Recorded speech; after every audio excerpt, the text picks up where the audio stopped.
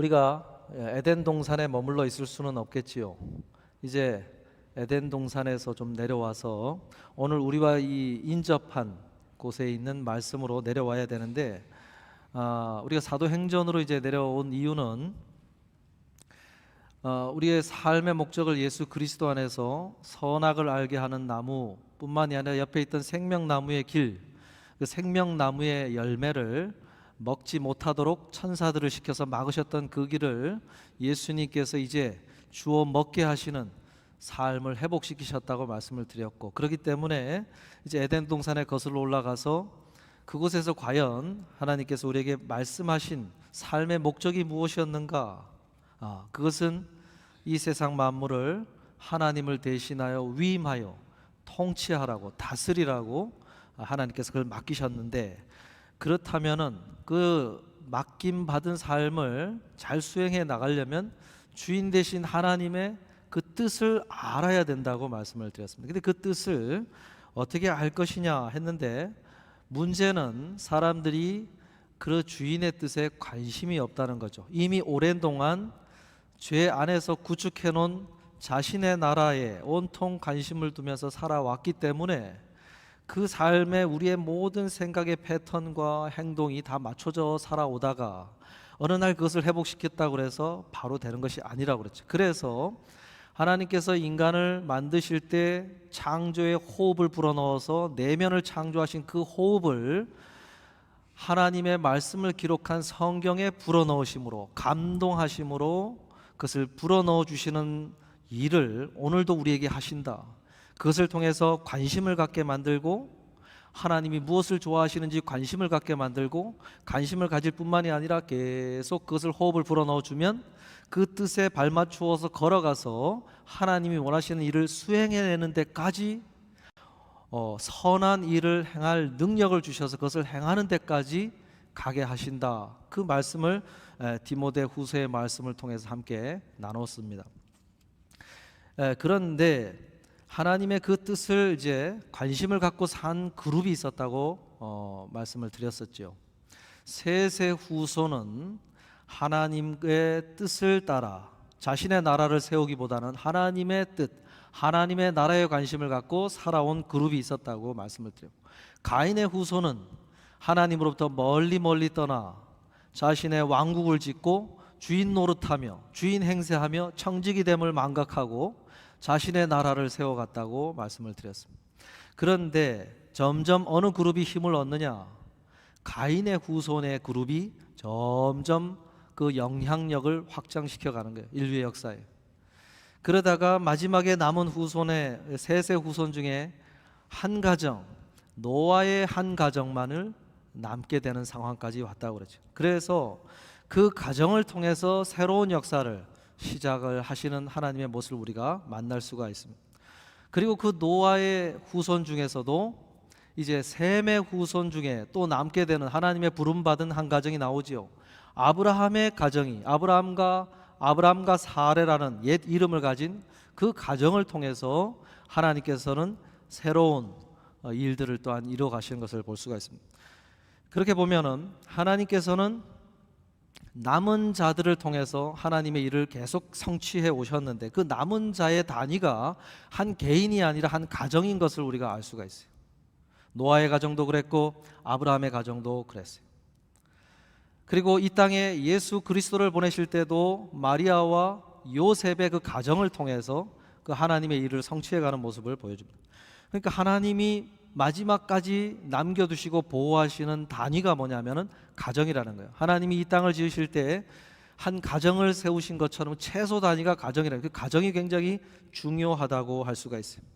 근데 예수님께서 이 땅에 오셔서는 최소 단위를 무엇으로 삼기를 원하시냐면은 교회라는 것을 삼기를 원하셔서, 예수님께서 사역을 펼치실 때 최소 단위로 12제자 그룹을 만드시고 그 12제자 그룹을 통해서 내가 내 교회를 세우리라 말씀을 하셨죠. 그래서 교회로부터 신약시대, 오늘 우리의 시대는 모든 일을 하나님이 펼치시는 단위가 교회를 중심으로 그 일을 펼쳐가신다고 할 수가 있습니다. 그래서 그 교회 가정의 원형을 알기 위해서 우리가 에덴 동산에 갔다고 한다면은 교회의 원형을 알기 위해서 어디로 가야 되느냐? 그 교회가 형성되고 그 교회 모습이 이 세상 가운데 드러나는 모습이 기록된 성경이 어디냐? 사도행전으로 우리가 가야 그것을 알 수가 있습니다. 그래서 오늘 본문은 그 교회의 모습, 예루살렘에 세워졌던 그 초대 교회가 어떤 공동체인지 이런 것을 보여주는 거예요. 아마 마지막에 예수님께서 이 땅에 다시 오실 때 찾으시는 최소 단위가 무엇이겠느냐 했을 때 우리는 추측컨대 교회 공동체일 가능성이 높다고 할 수가 있습니다. 하나님은 특별히 교회 가운데, 그 공동체 가운데 하나님을 진실되게 믿고 진실된 신부처럼 자신을 단장하고 기름을 준비하고 깨어서 신랑 되시고 주인 되신 그 예수 그리스도를 기다리고 있는 건강한 하나님의 교회 공동체를 바라보면서 그렇게 이 땅 가운데 다시 찾아오시리라, 그런 것을 우리가 생각해 볼 수 있습니다. 여러분, 그러면 교회의 가장 원형적인 모습을 볼 때 어떤 모습이 우리에게 볼 수가 있고 하나님께서는 우리에게 교회에 관해서 무엇을 가르쳐 주고 계실까? 오늘 본문을 중심으로 몇 가지를 나누기를 원합니다. 첫째로, 교회 공동체는 모이기에 힘쓰는 공동체였다고 소개를 합니다. 오늘 본문 46절에 보면은 날마다 마음을 같이하여 성전에 모이기를 힘썼다 그랬어요. 그리고 집에서도 모여서 무엇을 했는지를 소개를 하고 있어요. 모이기에 힘썼다. 여러분, 모이기에 힘쓰기 위해서 뭐라고 그러냐면 앞에 구절 설명이 날마다 마음을 같이하여 그래요. 날마다 마음을 같이했다. 그러니까 모이기를 힘쓰는 공동체였는데 그 모이기 위해서는 마음을 같아지는 어떤 움직임이 일어났다 그랬어요. 여러분, 마음을 같이 했다 그랬는데 마음을 같이 한다는 이 뜻의 원어를 보면은 반대하는 사람이 한 사람도 없고 만장일치가 되었다는 뜻이에요. 만장일치. 교회 공동체가 무엇에 만장일치가 됐느냐?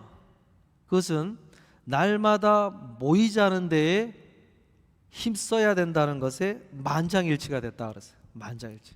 그러니까 이것은 100% 모든 모임에 모든 사람이 다 모였다라는 의미보다는 모이기에 힘써야 된다는 데에는 이견이 없었다. 그것이 교회 공동체다. 이렇게 소개를 합니다.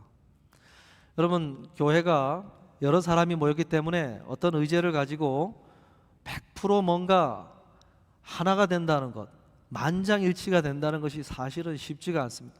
꼭 반대 의견이 있게 되고 그것을 조율하고 그 다음에 거기에 어떤 중간 지점에 의결을 거쳐 가지고 모든 일을 하게 되죠. 근데 초대교회 공동체에 만장일치가 된 게 뭐냐?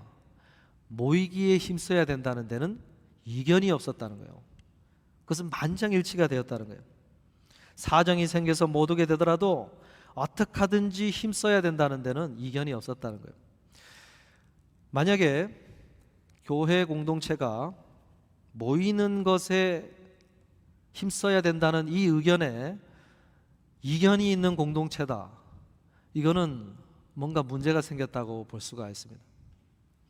초대교회에는요, 모이는 데 힘써야 된다는 데는 이견이 없었다고 그랬어요.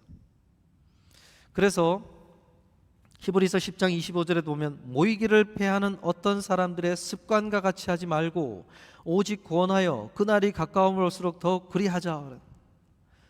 히브리서에서 뭐라 그럽니까? 모이기를 패하는 어떤 사람들의 습관과 같이 하지 말고 오직 권하여 그날이 가까움을 볼수록 더 그리하자.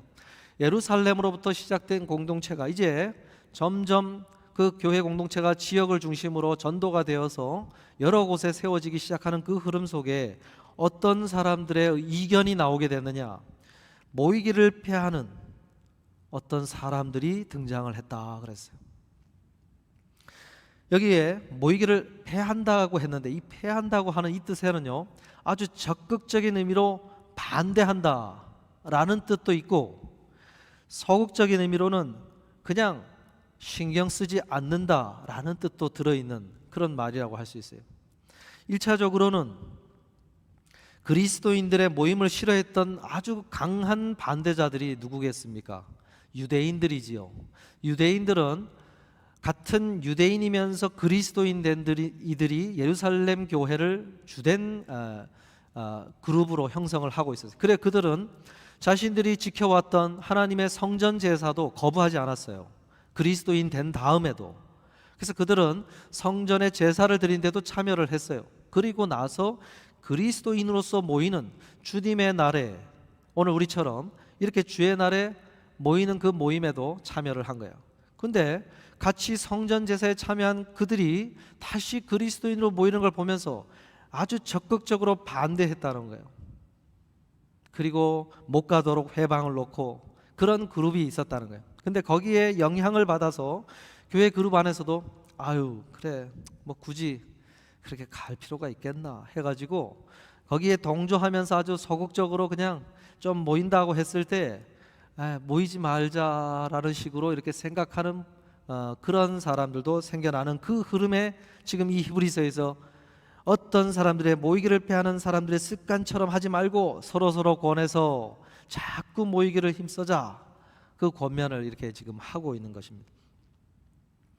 여러분 오늘 우리들에게 이런 흐름을 다시 올 한 해 가져야 될 줄로 믿습니다.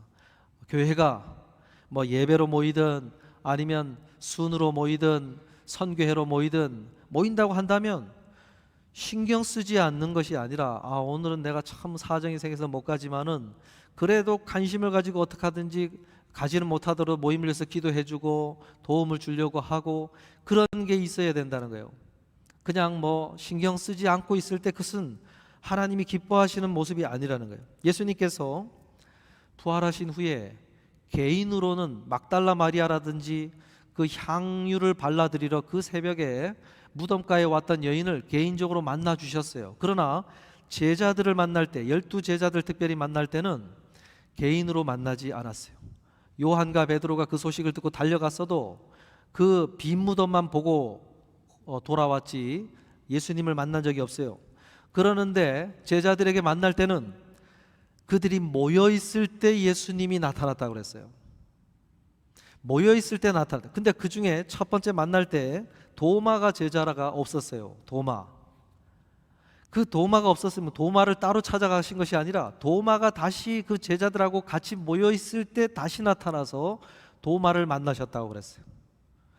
거기에 보면은 예수님께서 무엇을 제자들에게 계속 강조를 하고 있냐면 강조점이 있어서 그렇게 액션을 하신 거예요.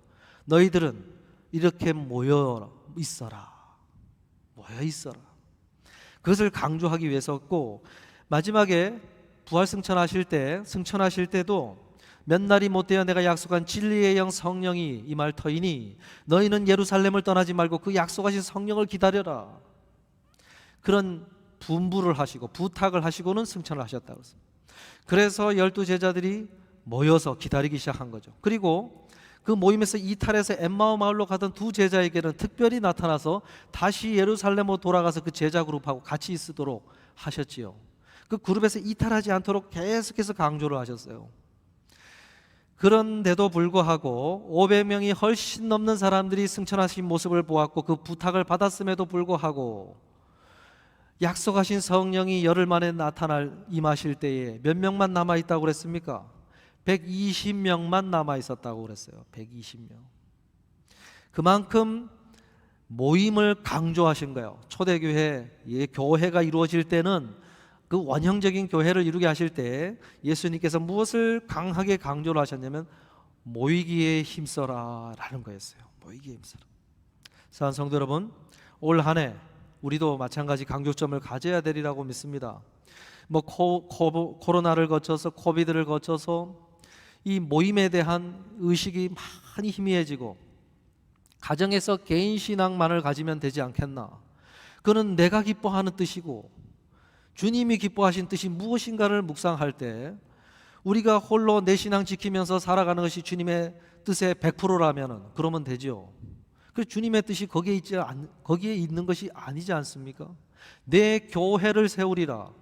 내 머리가 교회 하나 예수님께서 머리가 되시고 예수님의 뜻을 받들어 자신이 가신 재능과 은사와 건강과 물질과 시간과 온 삶을 가지고 주인 되신 예수님이 원하시는 그것을 위해서 내가 할 수 있는 대로 팔과 다리가 되어 손이 되고 입이 되고 그것을 위해서 주님이 기뻐하시는 뜻을 따라 교회를 세워가며 하나님 나라를 세워가기 위해서 우리에게 이 땅에 삶을 허락하셨다고 한다면 그것을 위해서 내가 힘써야 되는 건 아니겠어요? 그렇기 때문에 우리는 모이기에 힘써야 된다는 거예요. 주님, 제가 이런 사정이 있어서 이렇게 신앙생활을 하다 왔습니다. 주님, 제가 이러한 상처를 받아서 이렇게 신앙생활을 하다 왔습니다. 주님, 제가 이유가 있지 않습니까? 이유가 없는 것이 아니지 않습니까? 다 이유가 있어요. 우리는 신앙생활을 하면서 상처도 받고 힘들고 어려운 일들이 많이 생깁니다. 히브리서의 말씀에서 모이기를 피하는 어떤 사람들의 습관과 하지 말라고 할 때도 연약한 무릎과 피곤한 다리와 절뚝거리는 여러 가지가 있다고 다 이해를 한다고 그랬어요. 이해를 하나, 그러나 모이기를 피하는 어떤 사람들의 습관과 같이 하지 말고 너는 일어나 우리가 권하여 그 날이 가까울수록 모이기에 힘쓰자. 이게 성경의 권면이라는 것입니다. 성도 여러분, 올 한 해 건강의 이슈가 생길 수도 있고 삶의 이슈가 생길 수도 있고 사업장의 이슈가 생길 수 있고 여러 가지 가족들의 이슈가 생길 수 있습니다. 그럴 때는 우리가 모임에 힘쓰기가 어려운 상황들이 많이 있으세요. 이해를 해요. 그러나 거기에 주저앉아 버리면 그건 문제라는 것입니다. 하나님 앞에 기도하면서 힘을 써야 되겠죠. 사랑하는 성도 여러분, 올 한 해 모이기에 힘쓰는 그러한 걸음이 우리 가운데 있을 수 있도록 힘쓰실 수 있는 우리 모두가 되시기를 주님의 이름으로 축복합니다. 둘째로요, 46절에 다시 한번 보면은 성전과 집에서 모여서 무엇을 했는지를 소개합니다. 성전에 모이기를 힘쓰고 집에서 떡을 떼며 기쁨과 순전한 마음으로 음식을 먹었다 그래요. 여러분, 성전에 모이면 뭐 했겠습니까? 아까도 말씀드린 제사를 드렸어요. 하나님 앞에 제사를 드렸죠. 제사의 핵심은 죄고백과 하나님의 용서를 구하는 것입니다. 그래서 아마 성전 제사에 참여하면 제물을 가지고 와서 하나님 앞에 안수하면서 저희 죄인입니다, 용서해 달라고 제사를 드렸어요. 그 다음에 집에서 모여가지고 뭘 했느냐? 떡을 떼어 기쁨과 순전한 마음으로 음식을 먹었다 그랬어요. 제사는 옛 제사지 않습니까? 예수님께서 이제는 친히 어린 양이 되셔서 피를 흘리시고 몸을 하나님 앞에 드림으로 해서 영적인 제사가 드리도록 했다. 그 가르침을 아는 그리스도인들이 그냥 제사만 드릴 수는 없지요. 집에서 모여가지고 뭘 했습니까? 떡을 떼었다 그랬어요. 여러분, 떡을 떼는 것과 음식을 먹는 것을 구분한 이유는 그냥 음식을 먹는 것과 다르게 예수님이 분부하신 성찬 예식을 그 음식을 먹는 중에 가졌기 때문에 떡을 떼었다고 이렇게 따로 표현을 한 것입니다.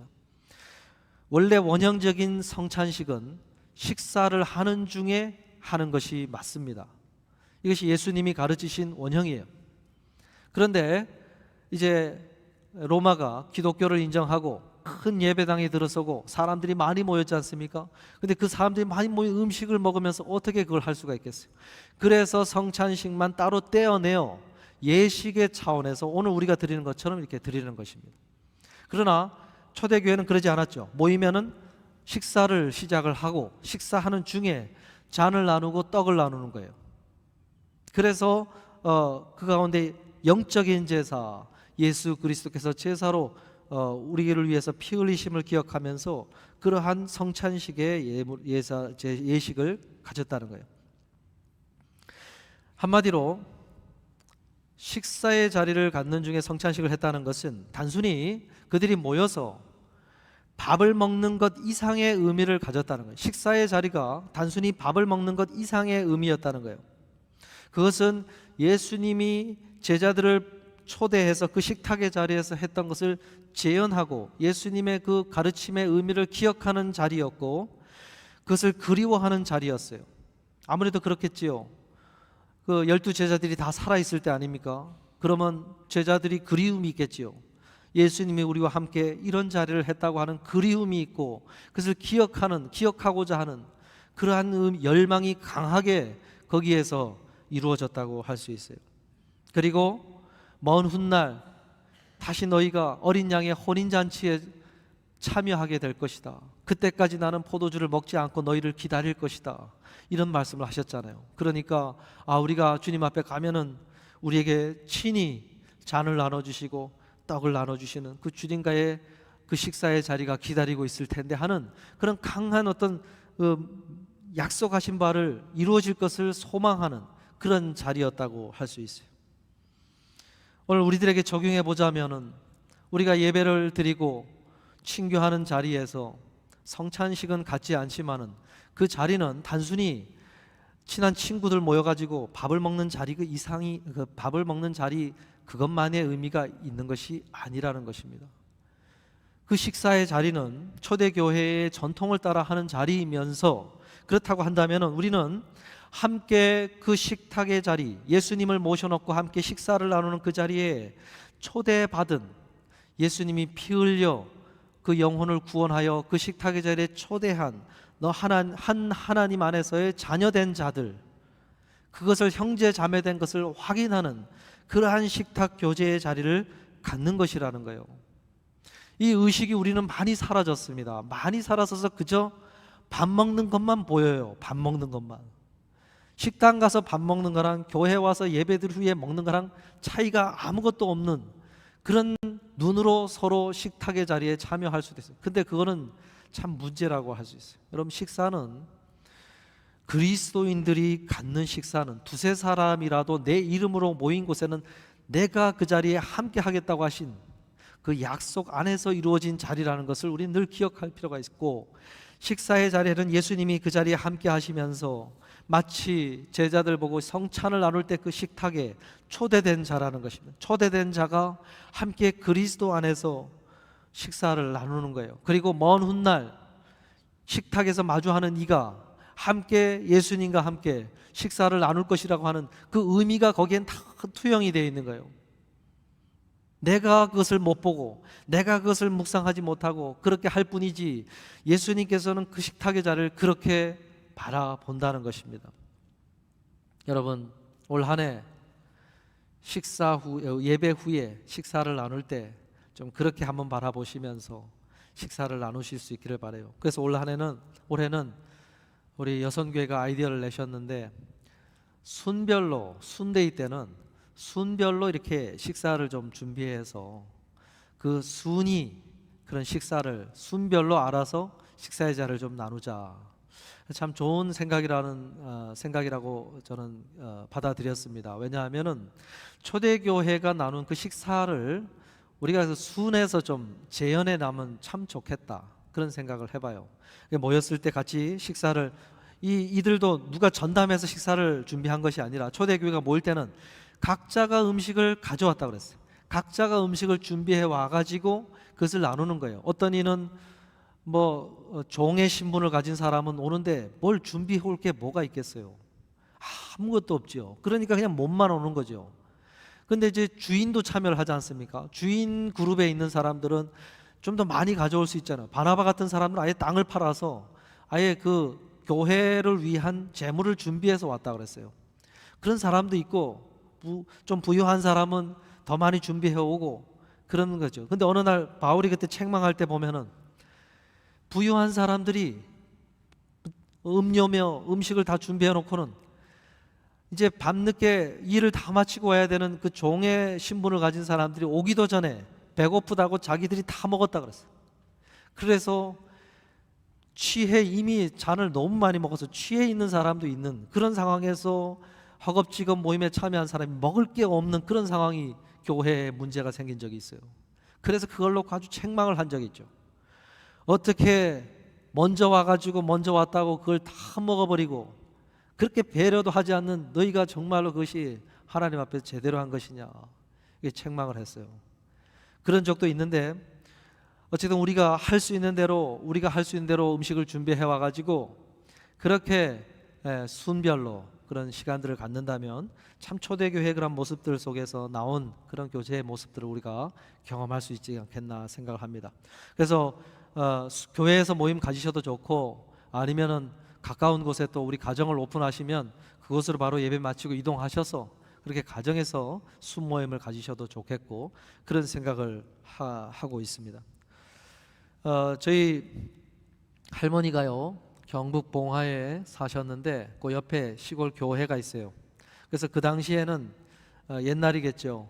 그 마을 주민들 거의 80% 이상이 다 교회에 모였다 그래서 교회 예배드리고 나누는 식사가 거의 마을 잔치인 거예요. 그래서 마을 잔치니까 교회에서 그걸 감당을 못하니까 이제 그 마당이 넓은 집 중심으로 그 친교를 합니다. 근데 저희 할머니도 그 할아버지하고 이제 교회 장로 권사님이시니까 그 바로 옆에 붙어 있어요. 그래서 마을 사람들 다 거기에 오게 해가지고 저희 할머니가 잘하는 것이 보니까 이제 두부, 손두부를 직접 만들어 마을 사람들에게 파시기도 하고 그러셨는데, 자기가 이제 할 수 있는 게 그게 잘하시니까 맷돌로 그걸 콩을 갈아가지고 가마솥에다 끓여가지고 짝을 올려놓고 틀을 만들고, 아주 어렸을 때 제가 만드는 걸 옆에서 도운 적은 기억이 나요. 근데 그렇게 해가지고 두부에 그냥 간장 하나에 두부 하나 그렇게 해가지고 그렇게 이제 온 가족 친교를 섬기셨다는 거예요. 그래서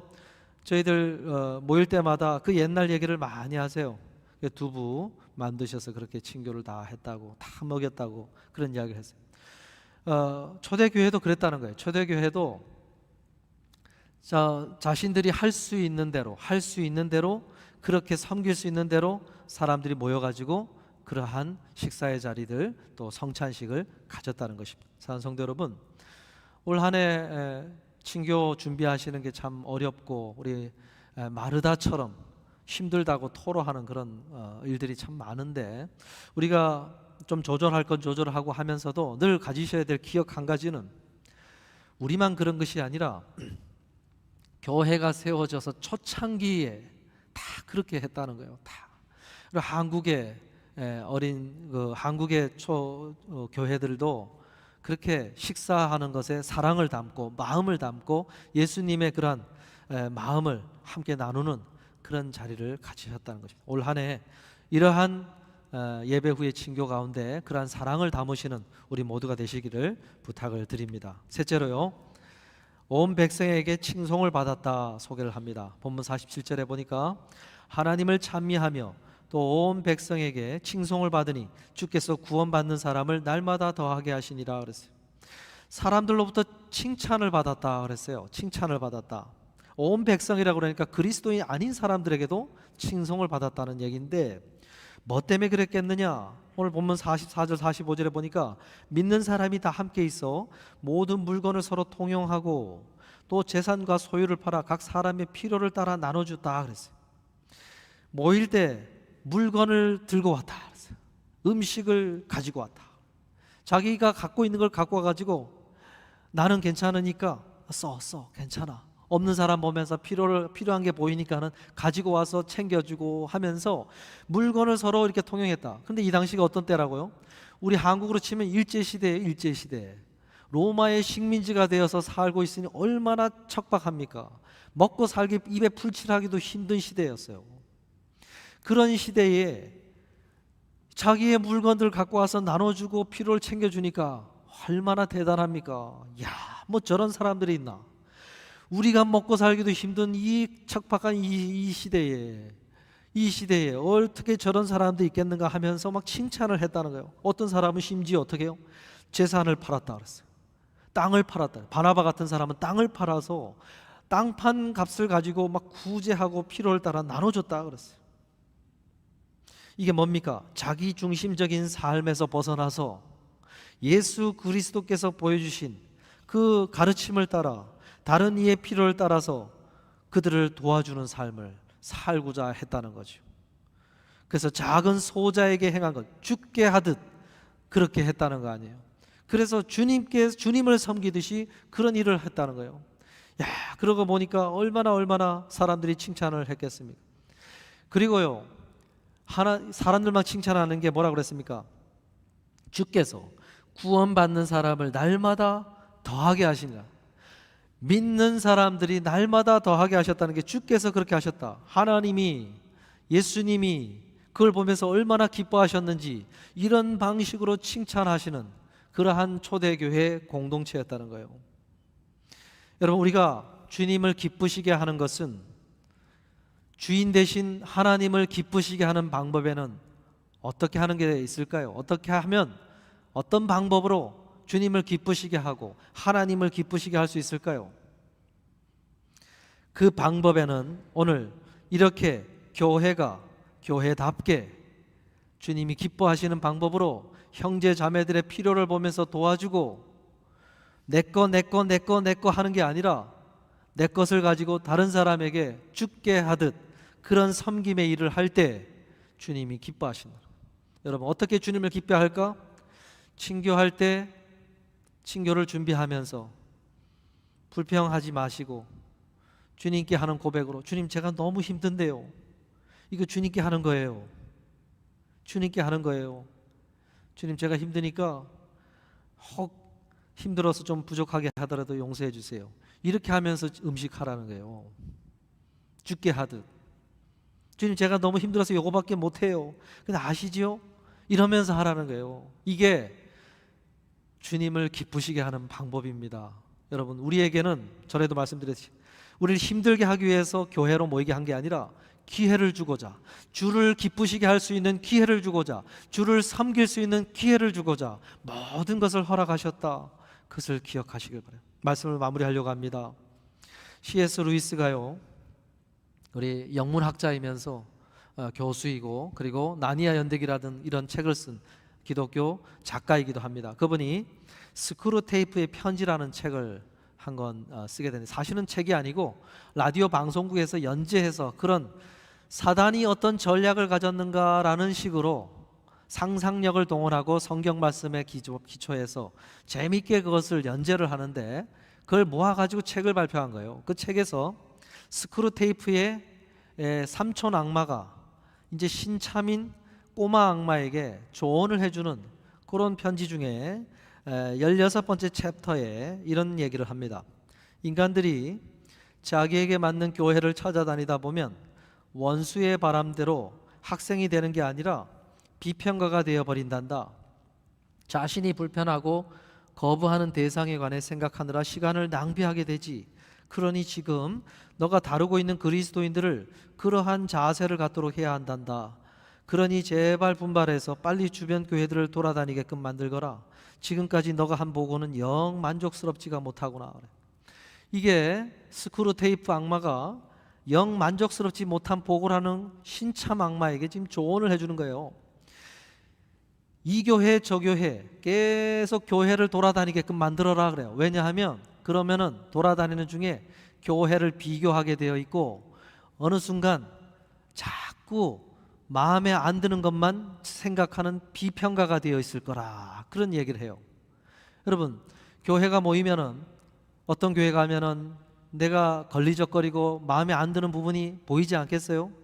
근데 그거 보인 것 때문에 그 교회를 떠나서 이 교회를 가면 이 교회 가가지고 또 마음에 불편한 게 보이지 않겠어요? 그러다 보면은 마음에 불편한 것들을 많이 비판적으로 갖고 있다 보니까 어느 순간 그 크리스찬은 어떤 자세와 태도를 갖게 되냐면 항상 마음에 불편하고 또 마음에 안 드는 것만을 발견하느라 온통 시간을 보낸다는 거예요. 그러다 보면은 내가 주님을 기쁘시게 하기 위해서 고민하고 생각하고 시간을 들이는데 온통 신경을 쓰고 에너지를 들여야 되는데, 그게 아니라 그런 온통 뭐가 문제인지만을 다 비판하는 데 시간을 보내면서 그렇게 신앙생활을 하게 된다는 거예요. 제가 유튜브 보니까 처음부터 끝까지 설교의 말씀 내용이 어떤 한 목사님을 타겟으로 삼아 그 목사님이 뭐가 잘못됐는지에 대해서만 온통 설교의 내용을 삼는 교회들이 이제 등장을 하더라고요. 처음에는 눈여겨보면서 저게 설교가 단가? 그럼 뭐 하라는 얘기지? 이런 생각이 들 때가 참 많았어요. 여러분, 완벽한 교회는 없습니다. 그런데 우리가 어떻게 해야 되냐면, 불편하고 힘든 어려움이 생길 때마다 그러면은 말씀이 나에게 뭐라고 얘기하지? 이런 생각을 하면서 나보고 기도하라고 하는 거구나 하면서 좀 연약함이 보일 때는 그걸 놓고 기도하라는 거구나 하고 기도하는데 신경을 쓰시고, 또 좀 뭔가 교회에 부족한 것이 보이게 되면 나보고 저걸 하라는 거구나 하고는 내가 좀 뭔가 그것을 메이크업하는 일들을 하는데 에너지를 들이고, 이렇게 하면요 교회를 자꾸 섬기고 하나님이 기뻐하시는 일들을 하는데 시간을 들이다 보니까 내 삶이 자꾸 풍요로워지고 부유해지고 주님이 기뻐하시는 은혜들이 날마다 그 안에 이루어진다는 거예요. 사랑하는 성도 여러분, 올 한 해 걸어가다 보면 우리들에게 그런 일들이 많을 거예요. 그러다 보면 불평하고 불만을 갖고 보다는 내가 어떻게 하면 그것을 도울 수 있을까? 또 그것을 위해서 내가 노력할 수 있을까? 그러한 어떤 생각들을 해 가시는 우리 모두가 되실 수 있기를 바랍니다.